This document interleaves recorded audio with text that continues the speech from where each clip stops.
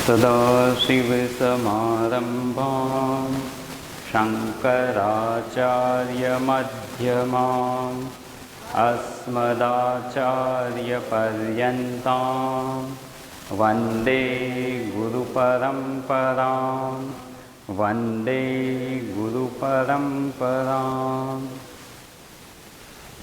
चैतन्य स्वरूप व्यापक परमात्मा ने वंदन करी આપણે આ તત્વબોધ ગ્રંથના અધ્યયનનો આરંભ કરીશું। પૂજ્ય સ્વામીજીનું તત્વબોધનું પુસ્તક ઉપલબ્ધ છે। આપણે આદિ શંકરાચાર્યજી રચિત આ ગ્રંથનું આપણી અધ્યાત્મ યાત્રામાં આગળ પ્રગતિ કરવા માટે અધ્યયન કરવાના છીએ। અને જે તત્વબોધ એ નામ જ, જે ગ્રંથનું નામ છે એ જ એના વિષયને સ્પષ્ટ કરે છે। તત્વનો બોધ, તત્વબોધ એટલે તત્વનો બોધ, અને બોધનો અર્થ આપણે જાણીએ છીએ કે જ્ઞાન। બોધ અર્થાત કે જ્ઞાન એટલે કોનું જ્ઞાન? તો કે છે તત્વનું જ્ઞાન।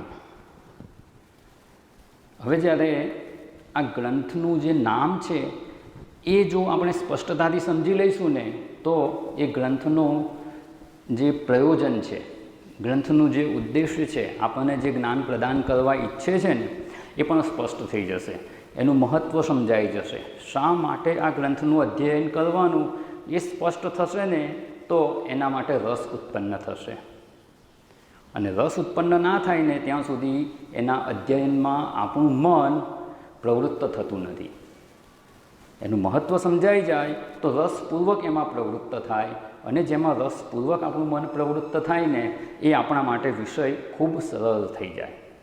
એટલે આપણે થોડીક એની પ્રારંભિક વિચારણા જોઈશું કે તત્વનો બોધ, તત્વનો બોધ એટલે કોનો બોધ? તો કે તત્વનો બોધ। એટલે આપણે બે શબ્દ સમજવા પડે કે તત્વ એનો અર્થ શું થાય અને બોધ એટલે શું।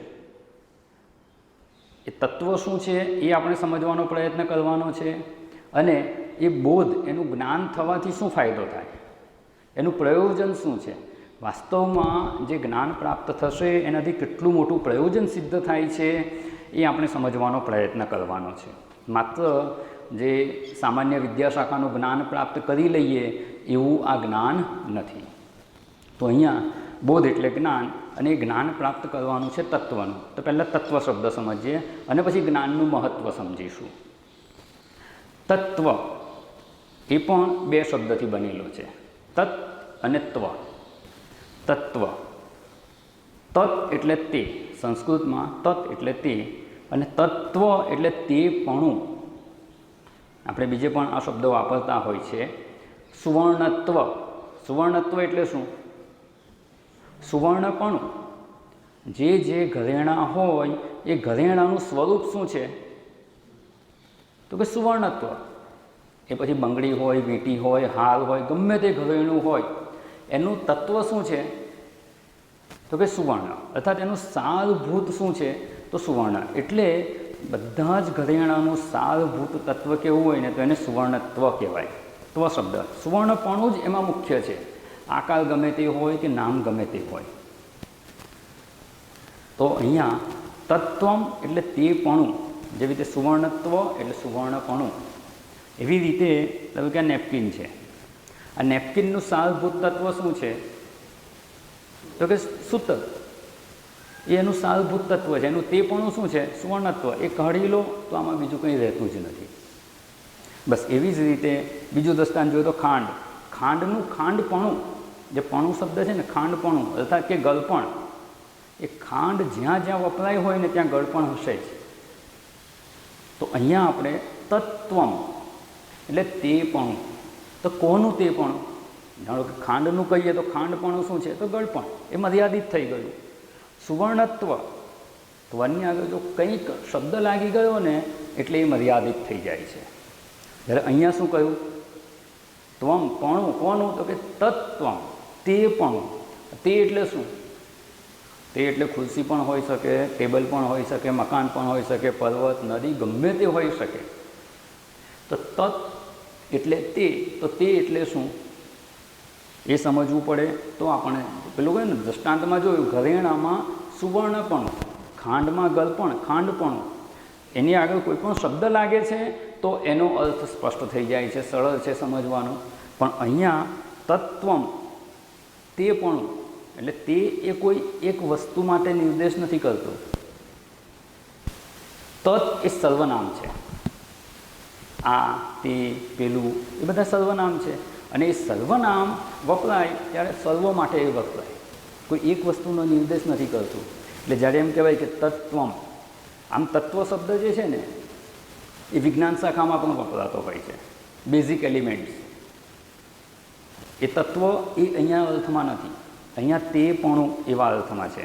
હજુ એને આપણે વિસ્તારપૂર્વક સમજ પ્રાપ્ત કરીશું ને તો એ તત્વ શબ્દ બ્રહ્મમાં પર્યવસાન પામશે. અને એટલે આ ગ્રંથનું જે નામ છે તત્વબોધ, એટલે બ્રહ્મનો બોધ કરાવનાર છે. પણ એ કેવી રીતે એ સ્પષ્ટ સમજી લેવાની આવશ્યકતા છે.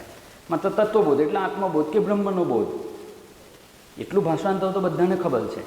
પણ એ શબ્દો એની કેટલી સ્પષ્ટ સમજ આપણને પ્રદાન કરે છે એ આપણે સમજવાનું છે. કે તત્ એટલે તત્ સર્વનામ છે અને સર્વ એટલે શું? તો કે બ્રહ્મ. બધાનું યથાર્થ સ્વરૂપ શું છે? સારભૂત તત્વ શું છે? બધા એટલે બધા જ પદાર્થો આવી ગયા. તત્ એટલે શું લેવાનું એ આપણે થોડોક સમજવાનો પ્રયત્ન કરવાનો છે. બધાનું એટલે કોનું?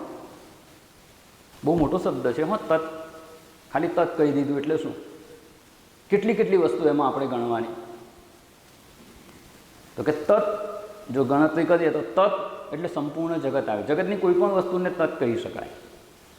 કારણ કે સર્વનામ, સર્વ એટલે સર્વનું નામ. કોઈનાય માટે એ શબ્દ વાપરી શકાય તો એને સર્વનામ કહેવાય. અને અહીંયા તત્ એટલે જગતનું તે પણ, જગતનું સારભૂત તત્વ છે એને પણ તત્વ કહેવાય. પછી જીવ, જીવનું સારભૂત તત્વ છે, જીવનું જે યથાર્થ સ્વરૂપ છે એને પણ તત્ કહેવાય. જીવનું જીવપણું શેને લીધે છે? જીવમાં જે ચેતનતા જણાય છે એ શેને લીધે છે? એ જેને લીધે જણાય છે ને એ એનું તત્વ છે. જગત, જીવ અને ઈશ્વર, ઈશ્વરનું પણ તે પણ, ઈશ્વરમાં જે ચૈતન્ય છે કોને લીધે છે? એ જેના લીધે છે એને તત્વ કહેવાય. જીવ, જગત, ઈશ્વર જે કંઈ છે એ બધા માટે તત્ શબ્દ વપરાય છે. અને તત્ શબ્દનો જે અર્થ છે એ આપણે બધાનું સારભૂત તત્વ કે એનું યથાર્થ સ્વરૂપ છે એ અર્થમાં જો સમજીએ તો એને જ તત્વ કહેવાય. અને ત્રણ જ વસ્તુ છે, જગત, જીવ અને ઈશ્વર. જગત કહીએ એટલે જગતના બધા જળ પદાર્થો આવી ગયા. જીવ કહીએ એટલે જગતમાં વ્યવહાર કરનાર જે જીવ છે તે, અને જીવ જગતની ઉત્પત્તિ કરનાર ઈશ્વર. અને આ બધાનું જે સારભૂત તત્વ છે એને જ બ્રહ્મ કહેવામાં આવે છે. અને એનો નિર્દેશ કરવા માટે અહીંયા તત્વબોધ એવો શબ્દ વપરાય છે. એને તત્વ કહેવાય વાસ્તવમાં. અને એટલે જ જૂના મહાત્માઓ એવું કહેતા હતા, તીન કો જાનો और तीन को छोड़ दो. ત્રણે જ જાણવા યોગ્ય, ત્રણ જ જાણવા યોગ્ય છે, જીવ, જગત અને ઈશ્વર. અને એ ત્રણે છોડી દઈએ તો જ એનું અધિષ્ઠાનરૂપ તત્વનું ગ્રહણ થઈ શકે. જ્યાં સુધી દ્રષ્ટિ જગતમાં છે, જીવમાં છે કે ઈશ્વરમાં છે, કોઈ પણ ઈશ્વર પણ ઉપાધિ છે, સમષ્ટિ ઉપાધિ છે, માયાની ઉપાધિ લઈને જગતનું સર્જન કરે છે. એની ઉપાધિ બાદ કરવામાં આવે, ત્રણેય ઉપાધિને છોડી દેવામાં આવે તો તે એ બ્રહ્મ તત્વ જ છે. જેવી રીતે કંઈ બધા ઘરેણાનું સારભૂત તત્વ તો સુવર્ણ જ છે. અને એ ઘરેણાનું સાર જેવી રીતે સુવર્ણ છે એવી રીતે સંપૂર્ણ જગત, જીવ અને ઈશ્વર એ બધાનો સારભૂત, જેને તત્ દ્વારા કહેવામાં આવે છે, એ ઈશ્વર જ છે.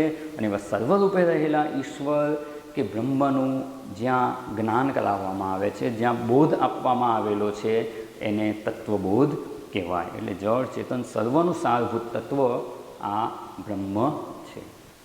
હવે આપણે વિચાર કરવાનો છે કે આ તત્વ જે તત્વ રૂપે રહેલું છે, જેની આપણે વિચારણા કરી, એનો બોધ કે જ્ઞાન પ્રાપ્ત કરવાથી શું થાય? શા માટે તત્વનો બોધ પ્રાપ્ત કરવાનો? શા માટે સવારમાં વહેલા ઉઠીને આશ્રમમાં આવીને સત્સંગ કરવાનો? એ કરવાથી ફાયદો શું? કંઈ લાભ થવાનો છે? કોઈ પ્રયોજન સિદ્ધ થવાનું છે? એટલે કે કહેવાય છે ને, લાલો લાભ વગર લૂંટે નહીં. તો લાભ તો બતાવવો પડે અને શાસ્ત્ર એનું પ્રયોજન બતાવે છે. જો પ્રયોજન સ્પષ્ટ ના હોય ને, કે એનાથી કંઈ મળવાનું જ ના હોય, તો શેના માટે ભણવાનું? એ જ્ઞાન પ્રાપ્ત કરીને કંઈ થવાનું છે? ધારો કે કોઈ વસ્તુ જાણી લીધી, જાણવાથી શું થાય? ધારો કે આ મકાન કેવી રીતે બન્યું છે, જાણી લીધું, જાણવાથી કંઈ ફાયદો થયો? કેટલી વસ્તુઓ એવી છે કે તમે જાણો કે ના જાણો કોઈ ફેર નથી પડતો. તો અહીંયા શું છે, આ તત્વોનો બોધ કે જ્ઞાન પ્રાપ્ત કરવાથી કંઈ ફેર પડવાનો છે, કંઈ લાભ થવાનો છે, કંઈ ફાયદો થવાનો છે? જો કંઈ ફાયદો ના થવાનો હોય તો ભણવાનું કોઈ પ્રયોજન નથી. તત્વનો બોધ પ્રાપ્ત કરવાથી કંઈ ફાયદો ના થવાનો હોય તો આપણે એ કરવા યોગ્ય નથી. લાભ શું મળે છે પહેલાં જોવું પડે. તો કે જ્ઞાનથી બહુ મોટો લાભ છે. એટલો મોટો લાભ છે કે જગતમાં કોઈ પણ પ્રવૃત્તિ કરવાથી જે લાભ થાય ને એના કરતાં મોટો લાભ પ્રાપ્ત થવાનો છે. અને એ પ્રયોજન જ્યાં સુધી સ્પષ્ટ ના થાય ને ત્યાં સુધી કોઈની પ્રવૃત્તિ આ માર્ગમાં થતી નથી. અને એટલે જ જોઈએ મોટાભાગના લોકોની પ્રવૃત્તિ વેદાંતના અધ્યયનમાં નથી થતી. એનું કારણ પણ એ જ છે, કારણ કે સીધો કોઈ લાભ જણાતો નથી કે જાણી લેવાથી શું ફાયદો. કંઈક કરીએ તો કંઈક મળે, કંઈક કર્મ કરીએ તો ફળ મળે, એવી જે ખોટી વિચારણા મનમાં ઘર કરી ગઈ છે. એટલે આ વાત સ્પષ્ટતાથી સમજાતી નથી. પણ વાસ્તવમાં જ્ઞાનથી જે લાભ થાય છે ને એટલો મોટો લાભ બીજી કોઈ રીતે થઈ શકે તેમ નથી. એટલે એ પ્રયોજનની આપણે વિચારણા કરવાની છે. ત્યારબાદ આપણે ગ્રંથનો જે આગળનો વિષય છે એમાં પ્રવેશ કરીશું. કારણ કે શાસ્ત્રમાં જ કહેવાયું છે, પ્રયોજનમ અનુદ્દિશ્ય, પ્રયોજન જો જણાવવામાં ન આવે તો ન મંદોપી પ્રવર્તતે. મંદ બુદ્ધિવાળો વ્યક્તિ પણ એનું પ્રયોજન ખબર ના હોય ને તો એમાં પ્રવૃત્ત થતો નથી. કોઈ મંદ બુદ્ધિનો માણસ હોય ને એને પણ કહીને કે ત્યાં જઈ આવ, તો કે ત્યાં શેના માટે જવું? કંઈક કામ છે તો હું જાઉં, કંઈ જ કામ નથી ના તું ત્યાં જઈને પાછો આવ, તો એ પણ નહીં જાય. પશુ પણ પ્રયોજન વગરની પ્રવૃત્તિ નથી કરતા. ગાયને પણ જો સામે કોઈ માણસ હાથમાં રોટલી લઈને ઊભો હોય ને તો એની પાસે જશે ખાવા માટે. કશું જ નહીં હોય એની હાથમાં તો ત્યાં જશે નહીં, ત્યાં એનું કોઈ પ્રયોજન સિદ્ધ નથી થતું. એક પશુ પણ જો પ્રયોજન વગર પ્રવૃત્ત ન થાય તો બુદ્ધિશાળી જેને કહેવાય છે એવો મનુષ્ય પ્રયોજનની સ્પષ્ટતા વગર પ્રવૃત્ત થાય નહીં. એટલે આપણે જ અધ્યયનમાં પ્રવૃત્ત થવાનું છે. પ્રવૃત્ત થવાનું અર્થાત કે આવીને બેસીએ એટલે સત્સંગ થાય છે એની વાત નથી કરતો. અહીંયા રસપૂર્વક અધ્યયનમાં આપણું મન પ્રવૃત્ત થાય ને એની વાત છે. સાંભળીએ તો ખરા, શ્રવણ તો કરીએ, પણ રસપૂર્વક પ્રવૃત્ત થવું જોઈએ મન. એમાં રસ એવો કેળવાવો જોઈએ કે આના વગર હું સુખી થઈ શકું તેમ નથી. આ જ્ઞાન જ મને સુખી કરી શકે એમ છે, બીજી કોઈ રીતે મારું સુખ પ્રાપ્ત થઈ શકે તેમ નથી. એવો સ્પષ્ટ નિશ્ચય થવો ને એને જ કહેવાય કે એમાં રસ ઉત્પન્ન થવો અથવા પ્રયોજનની સ્પષ્ટતા થવી. અને એવા પ્રયોજનની સ્પષ્ટતા માટે આપણે થોડીક વિચારણા કરવાની છે કે આ જ્ઞાનનું પ્રયોજન શું છે. એક સુભાષિતમાં ખૂબ સરસ વાત જણાવી છે, સુખમ મે સર્વદા ભૂયાત દુઃખમ મા ભૂત કદાચન ઇતિ છે સર્વથા માન્યે તે જ્ઞાનાદ એવ સિદ્ધ્યતઃ. ખૂબ સરસ વાત છે અને ખૂબ સરળ શબ્દો છે. સંસ્કૃત ભાષા અઘરી છે ને એ વિચાર મનમાંથી કાઢી નાખજો. ખૂબ સરળ ભાષા છે અને એને જો વિચારણા કરીને સમજવામાં આવે, અર્થ સાથે સમજવામાં આવે તો સરળતાથી યાદ રહી જાય. અને એના મોટાભાગના શબ્દો તો આપણે આપણી ગુજરાતી ભાષામાં વાપરતા જ હોઈએ છીએ.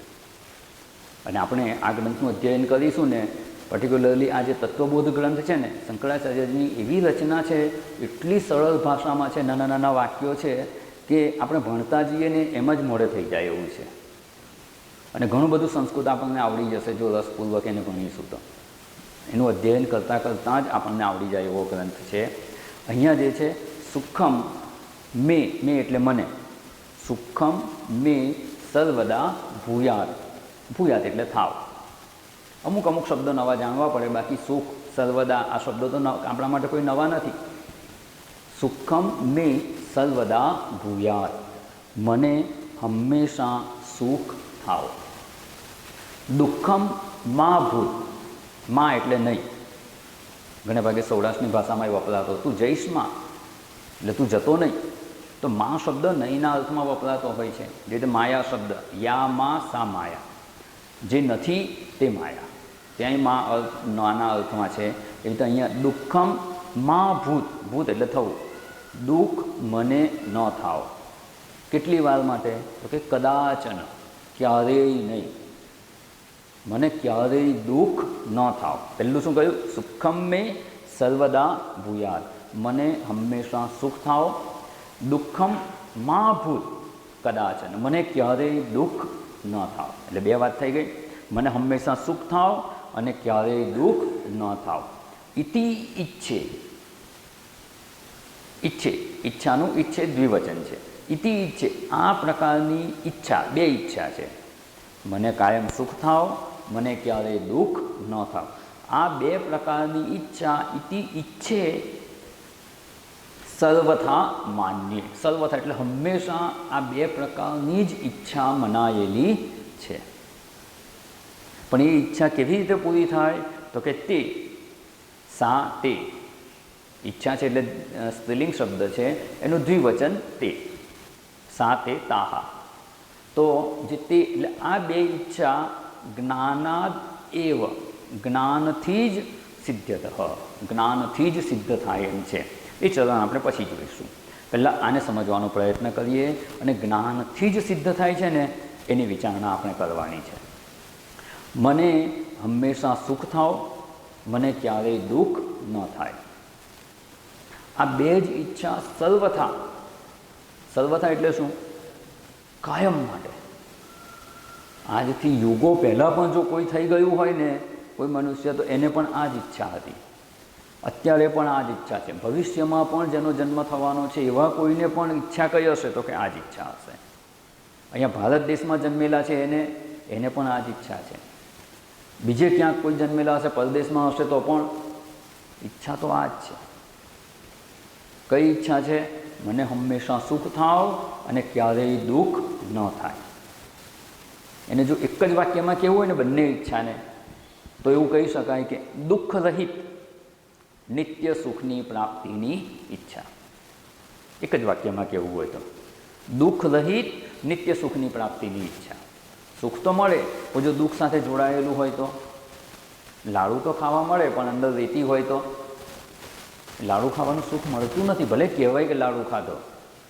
બસ એવી જ રીતે જો દુઃખ મિશ્રિત સુખ હોય ને તો વાસ્તવમાં એ સુખ ગણાતું જ નથી. પણ દુઃખ રહિત જો હોય સુખ, અને એ પણ નિત્ય રહેવાવાળું હોય, થોડોક સમય રહીને જતું રહેવાનું હોય, તો એવા સુખથી કોઈ ફાયદો નહીં. આજે દુઃખ વગર ના હતા, થોડું સુખ પ્રાપ્ત થયું અને થોડા સમય પછી જતું રહે, તો પાછા હતા તેવા ને તેવા. પડોશી બહારગામ જાય અને એમનું જે કંઈ ઘરેણાં ને જેવરાત ને જે કંઈ હોય ને બધું ચોરી થવાનો ભય હોય એટલે ડબ્બામાં પેક કરીને તમને આપી જાય. એટલું બધું ઘરેણું ને પૈસા અને બધું તમને મળે તો સુખ થાય કેમ? અઠવાડિયા પછી એ પાછા આવશે તો એમને પાછું આપી દેવાનું. જે અઠવાડિયા પછી જતું જ રહેવાનું છે, અઠવાડિયા પછી આપણે એના વગરના જ થઈ જવાના છીએ, તો એ પ્રાપ્ત થાય કે ન થાય બહુ ફેર પડતો નથી. આપણે કેવું સુખ જોઈએ છે? નિત્ય સુખ, કાયમ રહે એવું સુખ. થોડોક સમય રહે એવા સુખ તો આપણને જગતમાં પ્રયત્ન કરતા રહેવાથી પ્રાપ્ત થતા જ રહે છે. એ આપણું ધ્યેય નથી. આપણું ધ્યેય શું છે? દુઃખ રહિત નિત્ય સુખની પ્રાપ્તિની ઈચ્છા. તો શું આ વાત સમજાય છે ખરી? શું આપણને બધાની એક જ ઈચ્છા છે કે આપણે જો આપણી ઈચ્છાઓનું પૃથક્કરણ કરીએ ને, આપણી નહીં બધાની ઈચ્છાઓનું, તો કંઈ આ બે જ ઈચ્છા હોય એવું નથી લાગતું. પ્રત્યેક વ્યક્તિના મનમાં અનેક પ્રકારની ઈચ્છાઓ જણાય છે. પ્રથમ દ્રષ્ટિએ વિચાર કરીએ ને તો અનેક પ્રકારની ઈચ્છા છે. વિદ્યાર્થી તો એને અધ્યયન કરવું છે, એના ક્લાસમાં ફર્સ્ટ નંબર લાવવો છે, સારા પર્સન્ટેજ લાવવા છે, કોઈને નોકરી કરવી છે, કોઈને ધંધો કરવો છે, ધન પ્રાપ્ત કરવું છે, સાધન સગવડની વસ્તુઓ પ્રાપ્ત કરવી છે, વાહન ખરીદવું છે, મકાન ખરીદવું છે, ક્યાંક સત્તા પ્રાપ્ત કરવી છે, પ્રતિષ્ઠા પ્રાપ્ત કરવી છે, આ મેળવી લો, આ મેળવી લો. અનેક પ્રકારની ઈચ્છાઓ હોય છે. જો આપણે અત્યારે આપણા મનની સ્થિતિની વિચારણા કરીએ તો આપણા મનમાં અનેક પ્રકારની ઈચ્છાઓ છે. એક પછી એક ઈચ્છાઓ મનમાં ઉત્પન્ન થયા જ કરે છે. બધી પૂરી કરી નથી શકતા એ જુદી વાત છે, પણ ઈચ્છાઓ તો અનેક થાય છે. જો એક જ વ્યક્તિના મનમાં આટલી બધી ઈચ્છાઓ થતી હોય ને આટલા બધા વ્યક્તિઓ અને પૂર્વના કાળના વ્યક્તિઓ, ભવિષ્યમાં થનારા, આ બધામાં અનેક પ્રકારની ઈચ્છાઓ છે. અને અહીંયા શાસ્ત્ર શું કહી દે છે? બસ આ એક જ ઈચ્છા છે, દુઃખ રહિત નિત્ય સુખની પ્રાપ્તિની ઈચ્છા. તો એ કેવી રીતે સમજાય? કીધું એટલે માની લેવાનું એવું આપણા શાસ્ત્ર કહેતું નથી. શાસ્ત્રએ કહ્યું બુદ્ધિપૂર્વક કસવાનું, એને તર્કપૂર્વક વિચારણા કરી અને સમજવાનો પ્રયત્ન કરવાનો. શાસ્ત્ર કહે છે એટલે સત્ય જ છે. શાસ્ત્ર આપણા માટે પ્રમાણ છે. નથી સમજાતું તો આપણી બુદ્ધિની ખામી છે. એ બુદ્ધિને આપણે તર્કપૂર્વક વિચારણા કરી અને સંસ્કૃત કરવાની આવશ્યકતા છે. શાસ્ત્રએ કહ્યું છે એ સત્ય જ છે. શાસ્ત્રને આપણી બુદ્ધિ અનુસાર નથી સમજવાના, આપણી બુદ્ધિને શાસ્ત્ર અનુસાર કરવાની છે. આપણી બુદ્ધિ જે અત્યારે સમજી રહી છે એમાં તો અનેક પ્રકારની ઈચ્છાઓ છે, અને શાસ્ત્ર કહે છે કે આ એક જ ઈચ્છા બધામાં રહેલી છે, બે ઈચ્છાને આપણે એકમાં ગણી લઈએ છીએ કે દુઃખ રહિત નિત્ય સુખની પ્રાપ્તિની ઈચ્છા. તો એ કેવી રીતે સમજાય? હવે આપણા મનમાં કે કોઈના મનમાં જેટલી પણ ઈચ્છાઓ છે ને એને થોડીક સમજવાનો પ્રયત્ન કરીએ. વાસ્તવમાં બધી જ ઈચ્છાઓનું પર્યવસાન આ જ ઈચ્છામાં થયેલું છે. કાં તો કોઈક પ્રકારના દુઃખથી મુક્ત થવાની ઈચ્છા છે, કોઈક પ્રકારનું દુઃખ આવી ગયું તેમાંથી મુક્તિની ઈચ્છા છે, અથવા કોઈક પ્રકારનું સુખ પ્રાપ્ત કરવાની ઈચ્છા છે. હવે એ ઈચ્છા, મૂળભૂત ઈચ્છા આ જ છે. વિદ્યાર્થી પણ અધ્યયન કરે છે, એને ક્લાસમાં ફર્સ્ટ આવવું છે, સારા પર્સન્ટેજથી પાસ થવું છે, આ એની પ્રથમ દૃષ્ટિએ જણાતી ઈચ્છા છે. પણ એને આગળ વિચારણા કરીએ તો શા માટે વધારે પર્સન્ટેજ લાવવા છે, સારા માર્ક્સ શા માટે લાવવા છે? તો કે આગળ સારી કોલેજમાં એડમિશન મળે, સારું અધ્યયન થઈ શકે. એમાં શા માટે અધ્યયન કરવું છે? તો કે સારી ડિગ્રી મળે, સારું અધ્યયન કરેલું હશે તો સારી નોકરી મળશે, સારી નોકરી મળશે તો શું થશે? તો કે સારો પગાર મળશે, સારું ધન મળશે, અને સારું ધન મળશે તો મારું જીવન સુખી થશે, અથવા મને જેમાંથી સુખ મળે છે એવું લાગે છે એ વસ્તુ હું પ્રાપ્ત કરી શકીશ.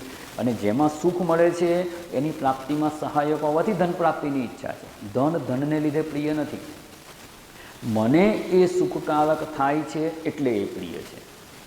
એટલે કોઈ પણ વસ્તુની પ્રાપ્તિની ઈચ્છા હોય, માણસ મકાન ખરીદે શેના માટે? શાંતિથી રહેવાય, એટલે સુખ મળે એના માટે જ હોય છે. કોઈ વ્યક્તિ ડૉક્ટર પાસે જાય, શેના માટે જાય? કંઈક રોગ થયો છે, દુઃખમાંથી છૂટવું છે, બીજી કોઈક તકલીફ છે તો એમાંથી છૂટવા માટેની પ્રવૃત્તિ થાય છે. એટલે જે કંઈ મનમાં ઈચ્છા થાય છે અને એને લીધે જે કંઈ પ્રવૃત્તિ કરીએ છીએ એ અંતે તો કાં સુખ મેળવવા અથવા દુઃખથી છૂટવા માટે જ હોય છે. હવે તમે વિચારણા કરી લેજો, આપણા મનમાં ઉત્પન્ન થતી કોઈ પણ ઈચ્છા હોય કાં દુઃખ મુક્તિ માટે હશે અથવા સુખની પ્રાપ્તિ માટે હશે. આ સિવાયની કોઈ ઈચ્છા હોઈ જ ના શકે. સવારે જ્યાં વિચારણા કરી અને અંતે તો મનમાં આ જ નિશ્ચય થાય છે.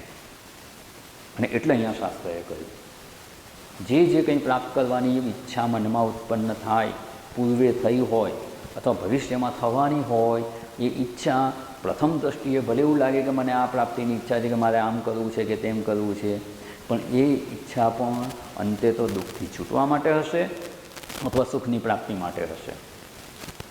એના માટે જ હશે. પણ એ સુખ પ્રાપ્ત થાય છે કે નથી થતું એ આપણા પ્રયત્ન પર આધારિત છે. જો યોગ્ય દિશાનો પ્રયત્ન હોય તો સુખ પ્રાપ્ત થઈ પણ શકે અને દુઃખથી મુક્તિ થઈ પણ શકે.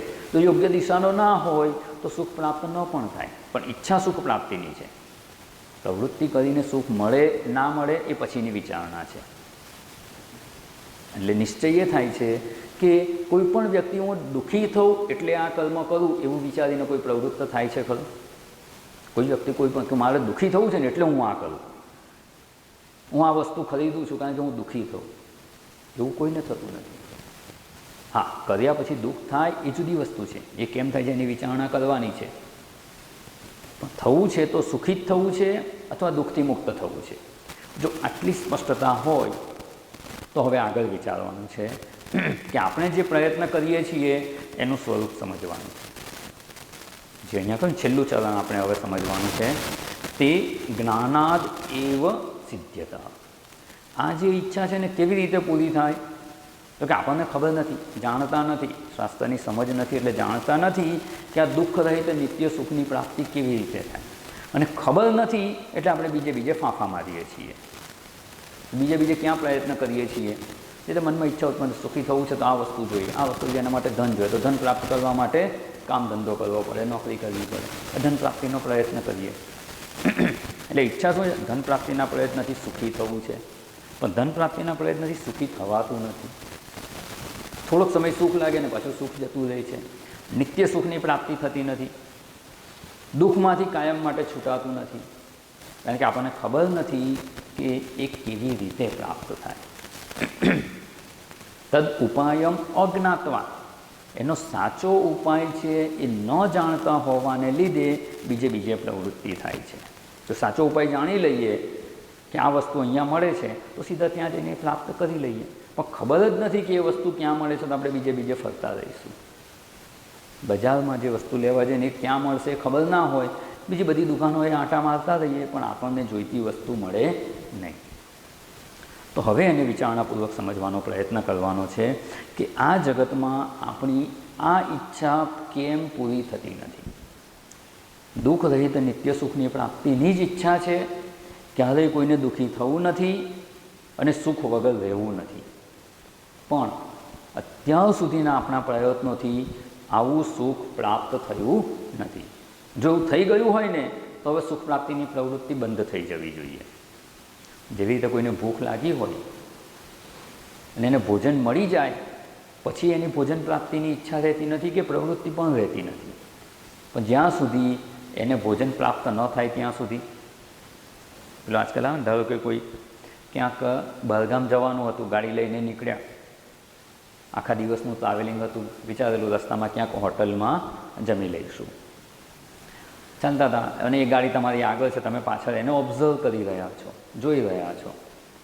એટલે જાય છે રસ્તામાં ને જોઈએ એક હોટલ આવે છે, મને જમવું છે પણ બહુ નાની હોટલ, ધાબા જેવું હતું, બધા ટ્રકવાળા જ બધા ખાય એવું હોય ને, તો કે નહીં આ તો બરાબર નથી. એટલે થોડી ધીમી કરી ગાડી અને પાછી આગળ લઈ લીધી. તમે પાછળથી જોઈ રહ્યા છો. એ લોકોને ભૂખ લાગી છે, ખાવાની ભોજનની ઈચ્છા છે, ભોજન શોધી રહ્યા છે કે સારી હોટલ મળે તો ભોજન કરી લઈએ. પછી બીજી હોટલ જોઈ, સરસ હોટલ હતી, એમાં અંદર લીધી અને કમ્પાઉન્ડમાંથી જ પાછી વાળી લીધી. કેમ? તો કે ઉપર પેલું લાલ ચકરડું હોય ને, આજકાલ ગ્રીન ડોટ અને રેડ ડોટ આવે છે, વેજીટેરિયન અને નોન વેજીટેરિયન. બહારથી તો સારી હોટલ લાગી પણ ત્યાં ગ્રીન ડોટ નહોતું, રેડ ડોટ હતું, એટલે નોનવેજ પણ મળતું હતું. એટલે કે અહીંયા ખાવું નથી, એટલે અંદર લીધેલી ગાડી પાછી બહાર કાઢી લીધી. આ હોટલ શોધવાની પ્રવૃત્તિ ક્યાં સુધી ચાલશે? બીજી હોટલ, ત્રીજી હોટલ જોઈ, પછી એક ચોથી હોટલ આવી અને જોયું તો સરસ હોટલ છે, ગાડીની પાર્કિંગની જગ્યા છે, બધું જ સારું લાગ્યું અને જોયું તો ગ્રીન ડોટ એટલે શાકાહારી હોટલ હતી. પછી ત્યાં ગયા, અંદર એમણે ભોજન લીધું, તમારે લેવું તો તમે લઈ લીધું ધારો કે, અને પછી ત્યાંથી બહાર નીકળ્યા. હવે એના પછી એના કરતાં પણ સારી હોટલ આવશે તો શું એ લોકો એ હોટલમાં જશે ખરા? નહીં જાય. કેમ નહીં જાય? હવે ભૂખ સમાપ્ત થઈ ગઈ છે, ભોજનની ઈચ્છા નથી, તો ભોજનની પ્રાપ્તિનો પ્રયત્ન થશે નહીં. ભોજનની પ્રાપ્તિનો પ્રયત્ન ત્યાં સુધી જ થશે જ્યાં સુધી એ ઈચ્છા પૂરી નથી થઈ. આપણે પણ આપણા જીવનમાં જોવાનું, શું આપણો દુઃખ મુક્તિનો પ્રયત્ન ચાલુ છે? શું આપણો સુખ પ્રાપ્તિનો પ્રયત્ન ચાલુ છે? જો પ્રયત્ન ચાલુ છે તો હજુ સુધી આપણને દુઃખ રહિત નિત્ય સુખની પ્રાપ્તિ થઈ નથી. અને પ્રાપ્તિ નથી થઈ તો હવે વિચારવાનું, જો પ્રાપ્તિ થઈ ગઈ હોય તો પ્રયત્ન બંધ થઈ જવો જોઈએ. પણ આપણો પ્રયત્ન બંધ નથી થયો એનો અર્થ કે હજુ પ્રાપ્ત નથી થયો, અને પ્રાપ્ત નથી થયું તો વિચારણા કરવી જોઈએ. વિચારશીલ મનુષ્ય ચોક્કસ વિચારણા કરે કે હું આટલો પ્રયત્ન કરું છું, ધારો કે કોઈ કામ આપણને સોંપાયેલું હોય, કલાકનું કામ હોય અને સવારથી સાંજ સુધી પ્રયત્ન કરીએ અને છતાં એ કામ પૂરું ના થાય તો સમજવાનું કે કંઈક ભૂલ થઈ છે, આપણી કંઈક ખોટી દિશામાં પ્રવૃત્તિ થઈ રહી છે. અને એના માટે આપણે અહીંયા વિચારણા કરવાની છે કે આપણે આ દુઃખ રહિત નિત્ય સુખની પ્રાપ્તિનો પ્રયત્ન ક્યાં કરી રહ્યા છીએ? પ્રયત્ન તો કરીએ જ છીએ. જે અધ્યાત્મ માર્ગે પ્રગતિ કરવાવાળા છે એના કરતાં કદાચ બીજા લોકો વધારે પ્રયત્ન કરતા હશે. ખૂબ પ્રયત્ન કરીએ છીએ, પણ પ્રયત્ન કરવા છતાં પણ આપણને આવું સુખ કેમ પ્રાપ્ત નથી થયું એની વિચારણા કરવાની છે. અને એ વિચારણાના અંતે આપણે પહોંચવાનું છે. કયા નિષ્કર્ષ પર પહોંચવાનું પહેલાં જાણી લેવાનું. પેલું ગણિતમાં પ્રમેય આવે ને, એમાં પહેલાં પ્રતિજ્ઞા કરવામાં આવે કે આ આપણે સિદ્ધ કરવાનું છે, ત્રિકોણના 3 ખૂણાનો સરવાળો 180 અંશ થાય. આ પહેલાં લખી લેવાનું. પછી એને આખી સાબિતી આપી ગણતરી કરી અને સિદ્ધ કરવામાં આવે. અને છેલ્લે આવે કે જે પહેલાં આપણે પ્રતિજ્ઞા કરી હતી એ જ વાત સિદ્ધ થાય છે કે ત્રિકોણના 3 ખૂણાનો સરવાળો 180 અંશ છે. તો અહીંયા પણ આ જે ઈચ્છા છે ને એ જ્ઞાનથી જ પ્રાપ્ત થઈ શકે એમ છે. કેવા જ્ઞાનથી ને કેવી રીતે એ નિશ્ચય પણ આપણે વિચારણાપૂર્વક પહોંચવાનું છે. અને બીજી કોઈ રીતે સંભવ નથી એ પણ નિશ્ચય થશે. બીજી કોઈ રીતે સંભવ નથી એવા નિશ્ચય થવાથી જગતમાંથી આપણું મન પાછું વળશે. અને આ જ્ઞાનથી જ પ્રાપ્ત થશે એવો નિશ્ચય થવાથી જ્ઞાન માટે આપણા મનમાં રસ ઉત્પન્ન થશે, જ્ઞાન માટે પ્રવૃત્ત થઈશું. અને જ્ઞાન માટેની આપણી પ્રવૃત્તિ સફળ થાય એના માટે આપણે આ વિચારણા કરી રહ્યા છીએ. તો આપણો પ્રયત્ન ક્યાં છે? સામાન્ય રીતે વિદ્યાર્થી અધ્યયન કરે, આપણે જોયું, કોઈ વ્યક્તિ ધંધો કરે, કોઈ નોકરી કરે, આ બધું કરે છે સુખી થવા માટે. આમ કરીશ એટલે સુખી થઈશ. કોઈ મકાન ખરીદે, શેના માટે ખરીદે છે? કે ભાઈ ઘરનું ઘર હોય તો સારું, સુખેથી જીવાય. કોઈ વ્યક્તિ એ જ મકાન વેચે છે તો કે અહીંયા હવે સુખી થવાય એવું નથી, આ વિસ્તારમાં પહેલાં જેવા હવે લોકો નથી, આખો વિસ્તાર બગડી ગયો છે, લોકો પણ અહીંયા સારા નથી ને અહીંયા સુખપૂર્વક રહેવાય એવું નથી, એટલે વેચે છે. ખરીદે છે તો પણ સુખી થવા, વેચે છે તો પણ સુખી થવા. કોઈ વ્યક્તિ લગ્ન કરે છે તો કે લગ્ન કરીને સુખી થઈ જઈશું. અમુક સમય એવું સમજાય કે લગ્ન કર્યા પછી હવે તો સુખપૂર્વક જીવાય એવું જ નથી, તો છૂટાછેડા લે છે. કેમ? તો કે સુખી થવા માટે, હવે એનાથી છૂટવું છે. લગ્ન કરે છે તોય સુખી થવા, છૂટાછેડા લે છે તોય સુખી થવા. પ્રવૃત્તિ સુખી થવાની છે, પણ સુખી થવા માટેની પ્રવૃત્તિ ક્યાં કરી રહ્યા છીએ એ ખૂબ અગત્યની વસ્તુ છે. જો ખોટી જગ્યાએ પ્રવૃત્તિ હશે ને તો આપણને સફળતા મળશે નહીં, આપણને એવું સુખ પ્રાપ્ત નહીં થાય. એટલે ક્યાં પ્રવૃત્તિ કરીએ છીએ એનો આપણે વિચારણા કરવાની છે. અને આપણી બધી જ પ્રવૃત્તિ જગત અંતર્ગત રહેલી છે. આ જગતમાં જ પ્રવૃત્તિ કરી રહ્યા છીએ ને, આ સંસારમાં જ પ્રવૃત્તિ કરી રહ્યા છીએ. ધન પ્રાપ્ત કરીશું, નોકરી ધંધો કરીશું, આ પ્રાપ્ત કરીશું, પેલું પ્રાપ્ત કરીશું. જે કંઈ અત્યાર સુધીના આપણા પ્રયત્નો છે, આપણે સુખની શોધ આ જગતમાં કરી રહ્યા છીએ. દુઃખ મુક્તિનો ઉપાય પણ જગતમાં જ કરી રહ્યા છીએ. અને જ્યાં પ્રયત્ન કરી રહ્યા છીએ ત્યાં એવું સુખ છે ખરું? ધારો કે એક સોય, નાનકડી સોય આટલા મોટા હોલમાં ખોવાઈ ગઈ. હવે એ શોધવાની છે. હવે એમાં પ્રયત્ન કરીશું તો મળશે ખરી કે નહીં? મળશે. 1 દિવસ, 2 દિવસ, 4 દિવસ, 1 મહિનો સુધી શોધો. એક નહીં, તમે 6 એટલા બધા ભેગા થઈને શોધો. ખૂણે ખૂણો શોધી કાઢો, ગમે તે ખૂણામાં હશે. જો આ હોલમાં ખોવાઈ હશે ને તો ચોક્કસ મળશે.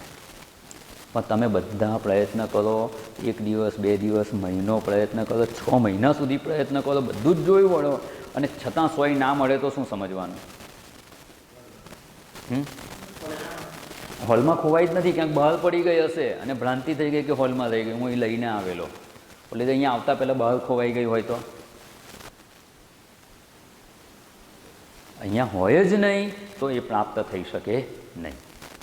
એટલે આપણે બધા ભેગા થઈ અને મહિનાઓ સુધી શોધતા રહીએ અને છતાંય ના મળે તો એક નિશ્ચય પર પહોંચવું પડે કે કદાચ સોય અહીંયા નહીં હોય. અને જ્યારે એવો નિશ્ચય થાય ને કે સોય અહીંયા નથી, તો આગળ વિચારણા થાય કે તો ક્યાં હશે? પહેલાં ક્યાં હતા? તો કે પહેલાં ઓફિસમાં ગયા હતા, તો ઓફિસમાં તપાસ કરો. ઓફિસમાંથી કયા રસ્તે આવ્યા એ રસ્તે તપાસ કરો. અહીંયા નથી તો બીજે ક્યાંક છે ત્યાં તપાસ કરો. બસ એ જ વિચારણા આપણે અહીંયા કરવાની છે. આપણે આપણા જેવા કેટલાય લોકો અત્યારે પૂર્વે આ પ્રયત્ન કરી રહ્યા છે. દુઃખ રહિત નિત્ય સુખની પ્રાપ્તિનો જ પ્રયત્ન છે. અને જ્યાં પ્રયત્ન કરી રહ્યા છીએ ત્યાં શું એ વસ્તુ છે ખરી? દુઃખ રહિત નિત્ય સુખ આ જગતમાં કે સંસારમાં છે ખરું? પહેલાં એ વિચાર કરી લઈએ. હોત તો ક્યારેક ને કોઈકને તો ક્યાંક તો પ્રાપ્ત થયું હોત આ જગતમાંથી.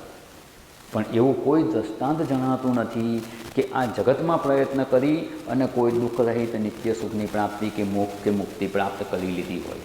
એવું કોઈ દૃષ્ટાંત જણાતું નથી. એટલે આપણે વિચાર કરવો પડે કે આ જગતમાં નથી એવું સિદ્ધ કેવી રીતે થાય? પહેલાં એ નિશ્ચય જરૂરી છે કે અહીંયા નથી અને અહીંયા એવું સુખ નથી. એના માટેની વિચારણા જોવાની છે કે જ્યાં પ્રયત્ન કરી રહ્યા છે એનું સ્વરૂપ કેવું છે? શું જગત સુખ સ્વરૂપ છે? જગત દુઃખ રહિત નિત્ય સુખની પ્રાપ્તિ કરાવી આપે એવું છે ખરું? ધારો કે લીંબુ લઈએ, લીંબુનું સ્વરૂપ કેવું છે? તો ખટાશ. તમારે કોઈક મીઠાઈ બનાવી હોય અને લીંબુ નાખો તો બને ખરી? ના બને. મીઠું, સોલ્ટ કહીએ છીએ તે, એનું સ્વરૂપ છે ખારાશ. મીઠાઈ બનાવવા માટે મીઠું નાખીએ તો ક્યારેય મીઠાઈ બની શકે નહીં. દળેલું મીઠું હોય અને દળેલી ખાંડ હોય, બંને એક સરખા જ દેખાય. કાચની બરણીમાં બેઉ ભરેલા હોય, બંને એક સરખા જ દેખાય. હવે રસોડામાં ગયા અને એક બોટલમાં આવો સફેદ પાવડર છે, એટલે મીઠાઈ બનાવવા માટે આજે એમાંથી નાખી દીધું. શીરો બનાવવો હતો કે લાપસી બનાવવી હતી, એ કેવી બનશે? જો દળેલી ખાંડ હશે તો બરાબર બનશે, પણ દળેલું મીઠું હશે તો ખારી બનશે. તમે એકવાર પ્રયત્ન કર્યો, પછી કાલે બીજી વાર એમ થાય કે ચાલો આજે ફરી ટ્રાય કરું. કાલે એ તો ખારું થઈ ગયું હતું, આજે હું પ્રયત્ન કરું ને આજે એ મીઠું બનશે. એ બને ખરું? ના. 2 દિવસ, 4 દિવસ, 5 દિવસ, તમે નહીં, તમારા બદલે કોઈ બીજું આવી અને એ સફેદ પાવડર નાખે તો ના બને. બસ આપણો પણ એવો જ અનુભવ છે. જગતમાં બધા લોકો પ્રયત્ન કરી રહ્યા છે, પણ આવું દુઃખ રહિત નિત્ય સુખ પ્રાપ્ત થયું નથી.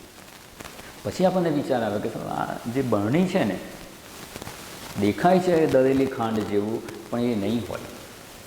પછી એને તમે ચાખો ત્યારે ખબર પડે કે આ તો મીઠું છે. હવે શું આપણી પ્રવૃત્તિની દિશા બદલાઈ ગઈ. હવે આમાં તો દળેલું મીઠું છે, એનાથી હું મીઠાઈ નહીં બનાવી શકું, તો શું જોઈએ? તો કે એને બાજુ પર હટાવો. ખાંડ ક્યાં છે એ શોધો, બીજી કોઈ બરણીમાં શોધો, સ્ટોરમાં જુઓ, ના હોય તો બજારમાંથી લઈ આવો, તો ક્યાંકથી ખાંડ લાવી અને જો તમે લાપસી બનાવશો તો એ મીઠી બનશે. બસ એ જ વિચારણા, એ જ દ્રષ્ટાંત આપણે અહીંયા સમજવાનું છે કે આપણે જે જગતમાં પ્રયત્ન કરી રહ્યા છીએ, આપણો પ્રયત્ન કેવો છે. મીઠું નાખી અને આપણે લાપસીને ગળી બનાવવાનો પ્રયત્ન કરી રહ્યા એવો જ છે. એનું સ્વરૂપ જ નથી ગળપણ, તો એ મીઠું નાખવાથી કોઈ દિવસ મીઠાઈ બની શકે નહીં. તો જગતનું સ્વરૂપ કેવું છે ભગવાન ખૂબ સરસ જણાવે છે. ભગવદ્ ગીતામાં 9મા અધ્યાયમાં 33મા શ્લોકમાં ભગવાન શ્રી કૃષ્ણ પરમાત્મા આ જગતનું સ્વરૂપ કેવું છે ને એ જણાવે છે. અનિત્યમ સુખમ લોકમ ઇમમ પ્રાપ્ય ભજસ્વ મામ. અનિત્યમ અસુખમ ઇમમ લોકમ, ઇમમ લોકમ પ્રાપ્ય મામ ભજસ્વ. એક જ પંક્તિ છે શ્લોકની, પણ ખૂબ અગત્યની છે. આપણે આ જે વિચારણા કરી રહ્યા છીએ ને એમાં ખૂબ અગત્યની વિચારણા છે. ઇમમ લોકમ એટલે આ લોક, આ લોક એટલે આ જગત જ્યાં આપણે આપણું જીવન જીવી રહ્યા છીએ. આ સંસાર કહો, આ જગત કહો, જ્યાં આપણે આપણું જીવન જીવી રહ્યા છીએ, આપણા કર્તવ્ય કર્મો કરી રહ્યા છીએ, અથવા એવું કહી શકાય કે જ્યાં આપણે દુઃખ રહિત નિત્ય સુખની પ્રાપ્તિનો પ્રયત્ન કરી રહ્યા છીએ. ઇમમ લોકમ, આ લોક આપણી પ્રત્યક્ષ છે તે જ્યાં પ્રયત્ન કરી રહ્યા છીએ તે ઇમમ લોકમ પ્રાપ્ય, એને આપણે પ્રાપ્ત થયેલા છીએ, આ જગતમાં આપણે આવી જ ગયા છીએ. એ કેવું છે?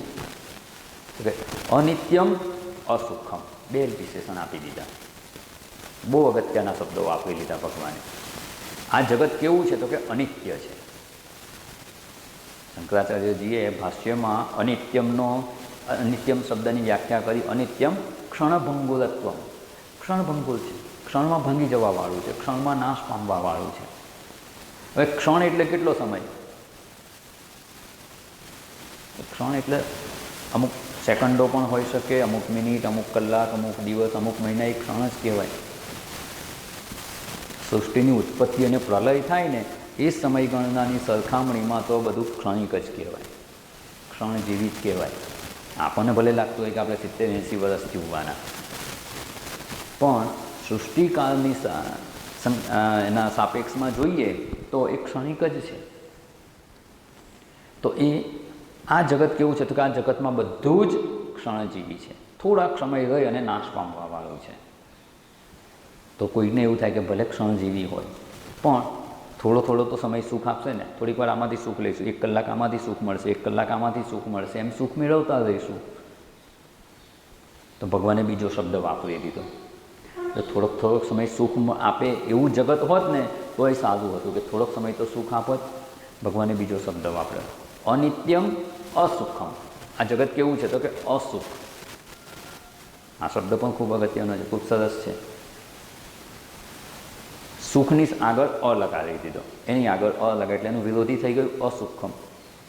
ભાષ્યમાં શંકરાચાર્યજી લખે છે સુખ વર્જિતમ, એટલે સુખ રહિત જ છે. જો થોડું ઘણું સુખ રહેલું હોત ને તો ભગવાન અહીંયા અનિત્યમ અલ્પ સુખમ એવું કહી શક્યા હોત. ભગવાનને શબ્દોની કંઈ કમી નહોતી, શબ્દો તો ગમે તે વાપરી શક્યા હોત.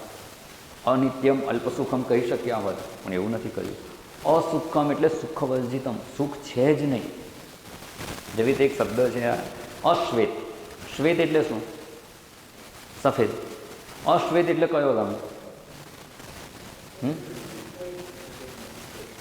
સફેદ નથી તે એટલે કયો? કોઈ પણ હોઈ શકે, ગમે તે રંગ હશે પણ સફેદ તો નથી જ. જ્યારે અશ્વેત કહું એટલે શું? બીજો કોઈ પણ રંગ છે, કોઈ પણ રંગ હોઈ શકે, લાલ, લીલો, પીળો, ગમે તે હોઈ શકે, પણ સફેદ નથી. આ કયો રંગ છે? કેસરી છે. આ કયો છે? પીળો રંગ છે. ગમે તે રંગ છે, પણ આને ધારો કે તમને કોઈ રંગ એવો હોય કે એનું નામ ખબર ના હોય. આજકાલ તો એટલા બધા રંગ આવે છે, હવે નામ ખબર નથી તો તમે એને શું નામ કહી શકો? અશ્વેત છે. એટલે તમારો જવાબ ખોટો તો ના જ કહેવાય. સફેદ નથી, બસ સફેદ સિવાયનો કોઈ પણ હોઈ શકે. અહીંયા ભગવાને શું કીધું? આ જગત કેવું છે? અનિત્યમ, એટલે નિત્ય નથી. અને બીજું શું કહ્યું? અસુખમ. આ જગતમાં સુખ નથી, બીજું બધું જ છે. આ જગતમાં સુખ નથી, અને આપણો પ્રયત્ન શેના માટે છે? હવે આનાથી મોટી મૂર્ખામી કોઈ હોઈ શકે? જ્યાં સુખ છે જ નહીં ત્યાં સુખ પ્રાપ્તિનો પ્રયત્ન કરી રહ્યા છીએ, કારણ કે ભગવાનના શબ્દો આપણે સાચા અર્થમાં સમજ્યા નથી. ખબર પડી ગઈ કે અહીંયા સોય નથી, હવે કે કોઈ તમને કહી દે કે ના અહીંયા નથી, ત્યાં ઓફિસમાં મેં જોઈ હતી, તમે ત્યાં ઓફિસમાં ટેબલ પર મૂકીને આવેલા, હવે જો પાક્કું થઈ ગયું કે અહીંયા તમે સોય લઈને આવ્યા જ નથી, હવે તમારે અહીંયા સોય શોધશો ખરા? ગમે એવો મંદ બુદ્ધિનો માણસ હશે ને એ નહીં શોધે. ચલો અહીંયા પડી જ નથી તો શું કામ શોધવાની? જ્યાં સુખ રહેલું જ નથી, અનિત્યમ અસુખમ, એટલે સુખ નથી તો આ જગતમાં કંઈ નથી મળ્યું? ના, સુખ સિવાયનું બધું મળી શકે તેમ છે. પ્રયત્ન કરીએ તો આ જગતમાં સુખ સિવાયનું બધું જ મળશે. શરીર સ્વાસ્થ્ય પ્રયત્ન કરવો મળશે, સંબંધીઓ મળશે, ધન મળશે, સત્તા મળશે, પ્રતિષ્ઠા મળશે, બીજું બધું જ મળશે. પેલું કહેવાય ને કે મોટા મોટા મોલ જે થઈ ગયા છે ને હવે મોટી સિટીમાં બધે, એ મોલમાં શું હોય? બધી જ પ્રકારની વસ્તુઓ મળે, ટાંકણીથી લઈને ટીવી સુધીનું બધું જ મળે, જે જોઈએ તે મળે, બધી જ દુકાનો હોય. પણ ત્યાં તમે એવું બોર્ડ વાંચ્યું કે અહીંયા સુખ મળશે, કે આ સુખની દુકાન છે એવું? ના, નાની મોટી બધી જ વસ્તુ મળે પણ સુખ નહીં મળે. બસ આ જગતરૂપી મોલમાં પણ ભગવાને સુખની દુકાન નથી રાખી, બીજું બધું જ મળશે. પ્રયત્ન કરો બધું જ મળશે, સુખ નહીં મળે. કારણ કે ભગવાને પોતાના શબ્દોમાં સ્પષ્ટ કહ્યું છે, ઇમમ લોકમ અસુખમ. હવે જો આટલું સમજાઈ ગયું હોય કે આ જગત સુખી કરી શકે તેમ નથી, કારણ કે એનું સ્વરૂપ જ સુખ નથી. મીઠું જેનું સ્વરૂપ જ ખારાશ છે એનો ઉપયોગ કરી અને મીઠાઈ બની શકે જ નહીં, એ પ્રયત્ન જ મૂર્ખામી છે. બસ એવી જ રીતે આ જગત અનિત્યમ અસુખમ સુખવર્જિતમ. થોડોક સમય સુખ મળે, ભલે અનિત્ય હોય, જે પોતે જ નિત્ય નથી એ નિત્ય સુખ આપી ના શકે. આપણી મૂળ વિચારણાને યાદ રાખવાની, જે સુભાષિતમાં આપણે જોયું, સુખમ મે સર્વદા ભૂયાત દુઃખમ મા ભૂત કદાચન. દુઃખ રહિત નિત્ય સુખની પ્રાપ્તિની ઈચ્છા છે. ખૂબ અગત્યનો શબ્દ છે, નિત્ય સુખ. અને આપણે પ્રયત્ન ક્યાં કરીએ છીએ? જે અનિત્ય છે અને અસુખ છે. કેટલો વિરોધાભાસ છે! અનિત્યમાં નિત્ય સુખની, અનિત્ય અને અસુખમાં સ્વરૂપ જગતમાં કે સંસારમાં નિત્ય સુખની પ્રાપ્તિનો પ્રયત્ન એ ક્યારેય સફળ ના થાય. અને એ જ આપણે જોઈ રહ્યા છીએ કે આપણો પણ અત્યાર સુધીના જીવનનો પ્રયત્ન નિષ્ફળ છે, એ સફળ નથી થયો. એવું સુખ આપણને પ્રાપ્ત થતું જ નથી, કારણ કે એની પ્રવૃત્તિ હજુ ચાલુ છે. હજુ આપણને એમ છે કે આ મળે તો હું સુખી દઉં, અર્થાત સુખ પ્રાપ્ત નથી થયું. ને નથી થયું તો વિચારશીલ મનુષ્ય વિચારણા કરે છે કે કેમ નથી થયું? તો કે જ્યાં પ્રયત્ન કરું છું ત્યાં રહેલું છે, તો નિશ્ચય થાય છે કે ત્યાં એ રહેલું જ નથી. ભગવાનના શબ્દો છે કે આ જગત અનિત્ય છે અને અસુખરૂપ જ છે, એમાં એ સંભવ જ નથી. અને જો એવું હોય તો હવે જે રીતે દ્રષ્ટાંતમાં જોયું હતું, ખબર પડી ગઈ કે આ મીઠું છે, એકવાર જોઈ લીધું, પછી શું કરવાનું? તો કે એને હટાવો, એનો ઉપયોગ કરવાનું બંધ કરો અને ખાંડ ક્યાં છે ને એ શોધો. ખાંડ ક્યાં છે એને શોધવાનો પ્રયત્ન કરવાનો. જો બીજી બરણીમાં હોય તો ત્યાં શોધવાનું, ત્યાં ના હોય તો સ્ટોરમાં જઈને જોવાનું, ત્યાં ના હોય તો બજારમાંથી લઈ આવવાની, પણ જ્યાં ખાંડ હોય ત્યાંથી લઈ આવવાની, ત્યાંથી ખાંડ પ્રાપ્ત કરવાની. ખાંડ પ્રાપ્ત કરીએ તો ગળપણ મળી ગયું, કારણ કે એનું સ્વરૂપ જ ગળપણ છે. તો જેનું સ્વરૂપ ગળપણ છે એ વસ્તુની પ્રાપ્તિ કરવાની. તો હવે આ સુખ સ્વરૂપ કોણ છે? જગતમાં જોઈ લીધું ત્યાં સુખ મળે એમ નથી, ત્યાં સુખ મળે એમ નથી. તો હવે શું કરવાનું? જ્યાં સુખ હોય ત્યાં પ્રયત્ન કરવાનો, અને જ્યાં સુખ હોય ત્યાં પ્રયત્ન કરવાનો. તો સુખ સ્વરૂપ શું છે આ જ ગ્રંથમાં આગળ આવવાનું છે, ત્યારે આપણે વિસ્તારપૂર્વક વિચારણા કરીશું.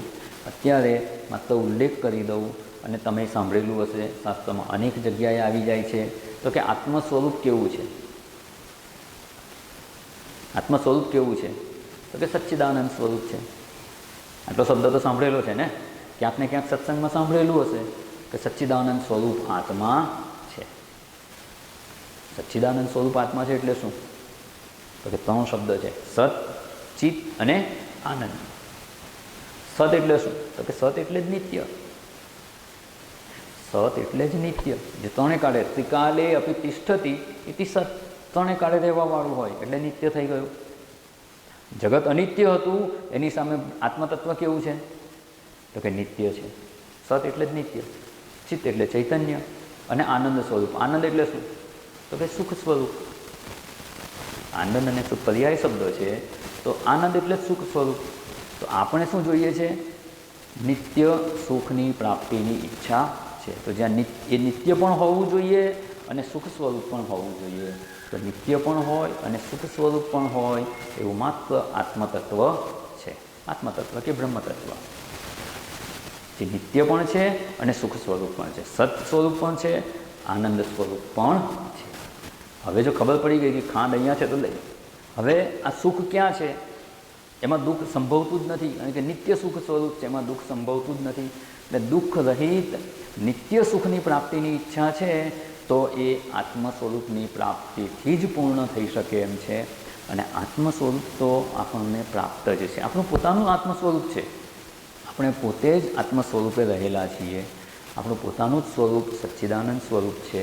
અને એવા આપણે જો સચ્ચિદ આનંદ સ્વરૂપ હોય તો આત્મ સ્વરૂપનું જ્ઞાન પ્રાપ્ત કરીએ એટલે સુખ પ્રાપ્ત થઈ જાય. આપણી જે ઈચ્છા છે દુઃખ રહિત નિત્ય સુખની પ્રાપ્તિની ઈચ્છા, એ કેવી રીતે પૂરી થાય?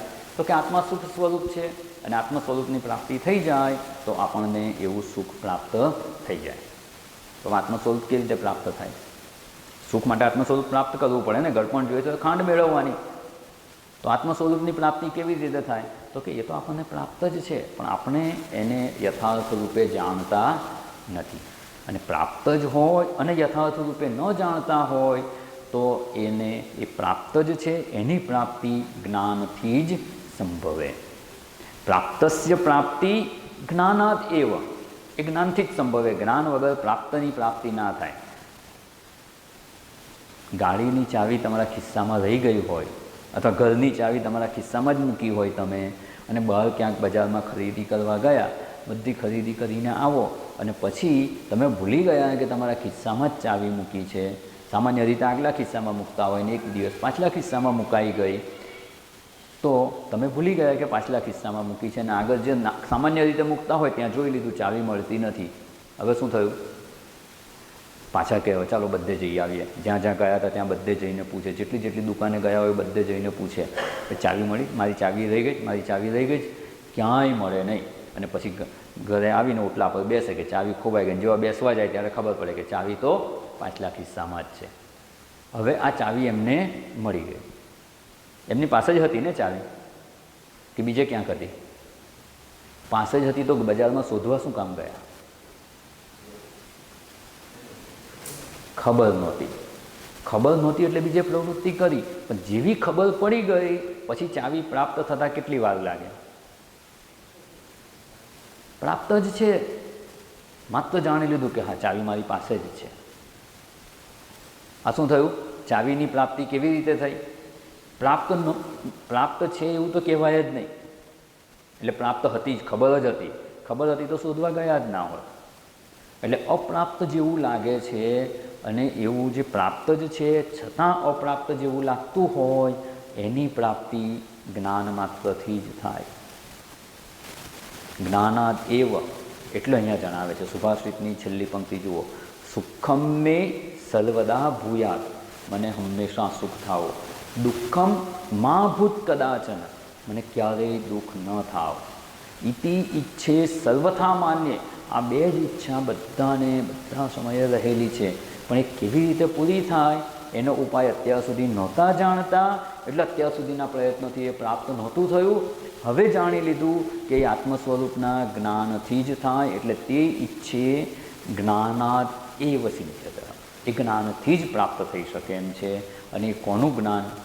તો કે જે આ નિત્ય સુખ સ્વરૂપ છે, દુઃખ રહિત નિત્ય સુખ જ જેનું સ્વરૂપ છે, એના જ્ઞાનથી એની પ્રાપ્તિ થાય. ચાવીના જ્ઞાનથી ચાવી પ્રાપ્ત થઈ ગઈ.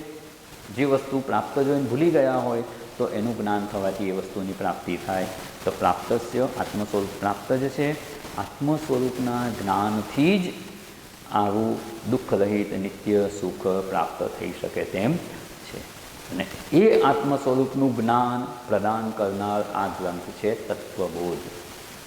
તત્વ તેપણું, બધાનું તેપણું, જગતનું, જીવનું, ઈશ્વરનું જે સ્વરૂપ છે, યથાર્થ સ્વરૂપ છે, એવું આત્મા કે બ્રહ્મ, એનો બોધ કરાવે છે. એ શંકરાચાર્યજીનો આ ગ્રંથ છે તત્વબોધ. એનું આપણે અધ્યયન કરવાનું છે. આવતીકાલે પુનઃ 7 વાગે આપણે મળીશું, ત્યારે આની વિચારણામાં આગળ વધીશું.